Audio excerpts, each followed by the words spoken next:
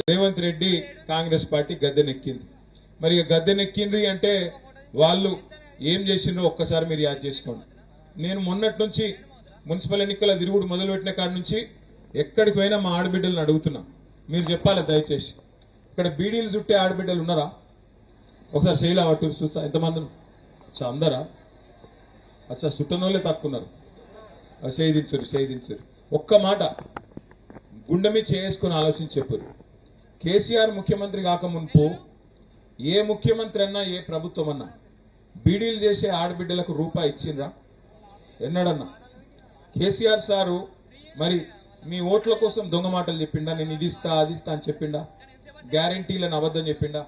చెప్పలే. కానీ ఆయన ఒకనాడు చదువుకున్నప్పుడు దుబ్బాకలో బీడీలు చుట్టే ఒక కుటుంబంలో ఆడపిల్ల, అక్కడ ఆడ మనిషి, ఆ పెద్ద మనిషి బీడీలు చుట్టే టైం ఉండే, అవన్నీ చూసిండు దగ్గరికి వెళ్ళి. కాబట్టి ఆయన కడుపు నిండా గుండె నిండా ప్రేమ ఉండే, చెయ్యాలేదన్నా. అందుకే ముఖ్యమంత్రి కాగానే మాట ఇయ్యకపోయినా, మీరు దరఖాస్తు పెట్టకపోయినా, మీకు ఓట్ల కోసం అబద్దాలు చెప్పకపోయినా, కేవలం మీ మీద ఉన్న ప్రేమతోని 4.5 లక్షల మంది ఆడబిడ్డలకు మరి నెలకు 2,000 రూపాయల పెన్షన్ ఇచ్చింది కేసీఆర్ గారు. కేసీఆర్ గారు మీకు మాట ఇయ్యకపోయినా మరి పనిచేసి పెట్టిండు. కళ్యాణ లక్ష్మి అనే పథకం కేసీఆర్ గారు నిజానికి ఎలక్షన్లో పెట్టలేదు, కనుక ఆడపిల్ల లగ్గం చేయాలంటే ఎంత కష్టం ఉంటుందో ఆయనకు తెలుసు. అందుకే 1,116 రూపాయలు మేనిఫెస్టోలో పెట్టకపోయినా కళ్యాణ లక్ష్మి షాదీ ముబారక్ అనే పేరు మీద ఆడపిల్లల పెళ్లిళ్లకు సహాయం చేస్తాడు కేసీఆర్. మరి మనమేమో ఇట్లా పని చేసుకుంటూ పోయినాం, వాళ్ళు ఏమైందా బంద్ చేయరా కొంచెం. మరి కాంగ్రెస్ వాళ్ళు ఏం చేసిర్రు? ఏమన్నారు ఆ రోజు రేవంత్ రెడ్డి కాంగ్రెస్ నాయకులు? ఒకసారి యాద్ చేసుకోండి. ఏమన్నారు? బీడీలు చుట్టే అక్క జిల్లాలకు కేసీఆర్ 2,000 ఇస్తుండు, మేము ఇదివరకు ఇయ్యలే రూపాయి, కానీ ఈసారి గెలిపియండ్రి. ఎంత ఇస్తామన్నారు? 4,000 ఇస్తామన్నారు. వస్తుందా 4,000? పడ్డాయా? మీరు అబద్ధం చెప్తారు. పడ్డాయి, పక్కా పడ్డాయి.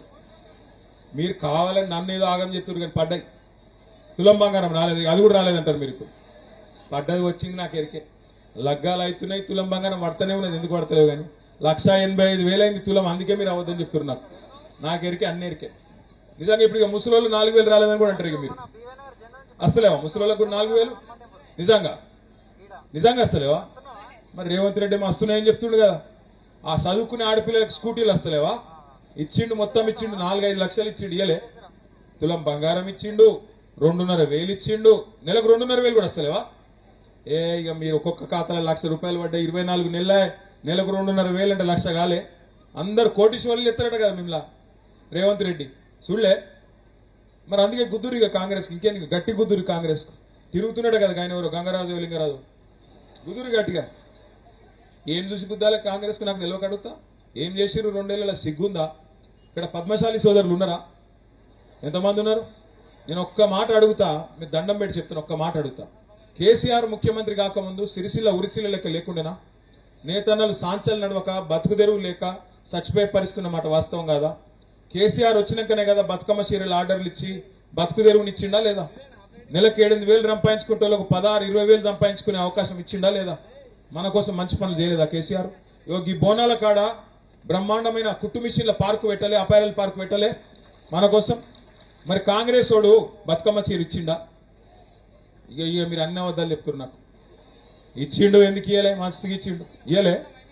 మరి గుద్దురు ఇంకేది? కాంగ్రెస్ బతుకమ్మ చీర ఎక్కిపాయ్, 4,000 చెప్పాయి, 2,500 చెప్పాయి.